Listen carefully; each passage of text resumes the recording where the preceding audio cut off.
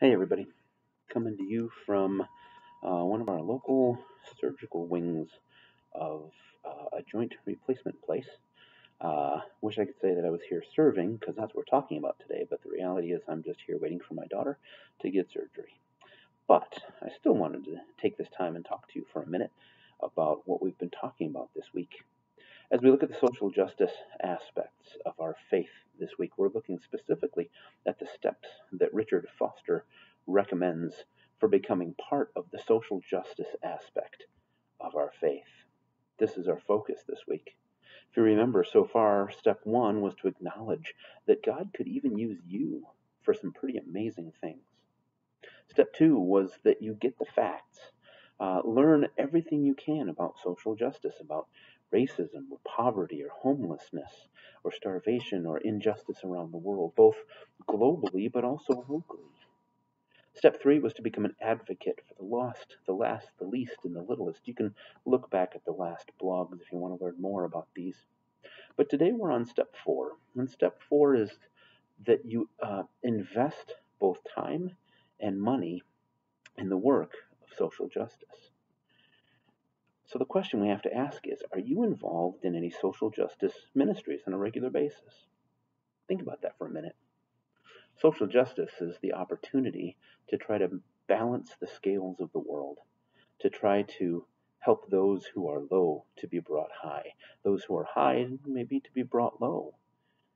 It's said that Jesus came to comfort the afflicted, but he also came to afflict the comfortable. And what God is looking for is justice. What God is looking for is equity across all people. So we have ministries in our church that are involved in this. Are you involved in any of these? Are you involved in Feed My Starving Children? Not obviously now during the pandemic, but in general. A place where we pack meals to be sent all over the world to those who don't have any food. How about Love Inc.? Love Inc., we have lots of different ministries. We move furniture where we first collect it and then repair it and then distribute it to those who don't have furniture. Maybe they've moved out of an apartment that they had to leave everything behind very quickly, or maybe they just can't afford it in the first place, so we deliver furniture to them. We do that every month. What about our starter kit ministries, where we put together everything they need for a kitchen for the first time? Plates, silverware, cups, cooking utensils, things like that. We distribute those for free. How about Love Inc., where we care and train and mentor people so that those who don't know how to get a job can get one? How about our ministry with Jill's House?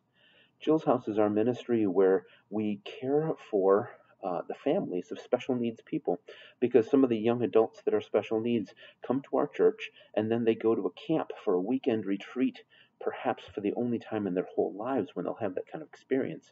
And simultaneously, their caregivers, usually their parents or their family, gets a respite, gets a break from caring for them, which is a 24/7 job. How about our work with PADS, which is a local homeless ministry where churches open themselves up to be shelter for homeless people for a night? We provide food for free and we provide shelter through the night, safe shelter.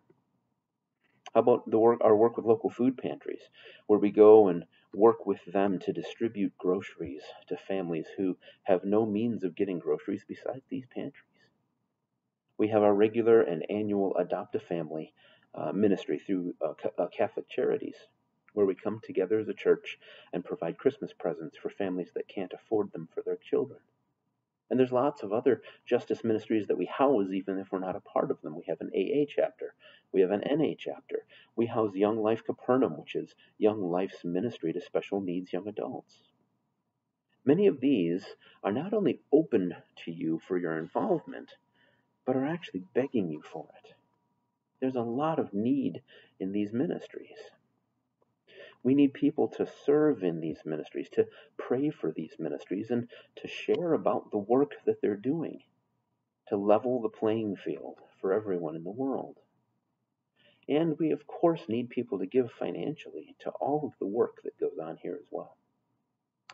So I suggested earlier this week in one of my blogs, what if we were to commit to giving $1 and 1 minute of service time for every hour that you're on a screen for a day? I looked it up, and studies are showing that the average person spends 11 hours a day on a screen. So that's $11 and 11 minutes served every day.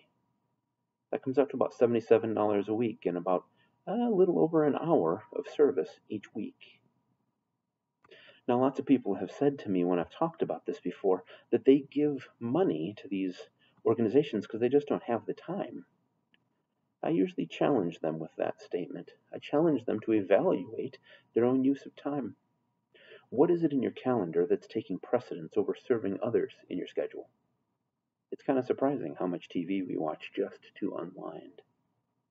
So you ask, could you cut something out of your schedule for the sake of the social justice ministry and aspect of your own faith? It's not optional, folks. This is a need God has laid before us. Often I find it a lot easier here on the North Shore of Chicago to give money than it is to give time, because we can afford to give money, but our time is very precious. Well, C.S. Lewis has said in one of his books that stewardship isn't really stewardship until it actually costs us something. The gauge of our stewardship is not how much we give, but how much it costs us to give it. So what is it that you're giving up in your own life so that you'll have extra money or extra time to give away to those who don't have anything? I want to end with this story. I've told it before, but I want to tell it again.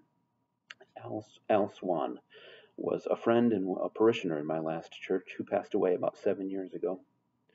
Al was always known and was often teased for his frugality. His family would laugh about the fact that he couldn't pass a penny on the street without stopping to pick it up.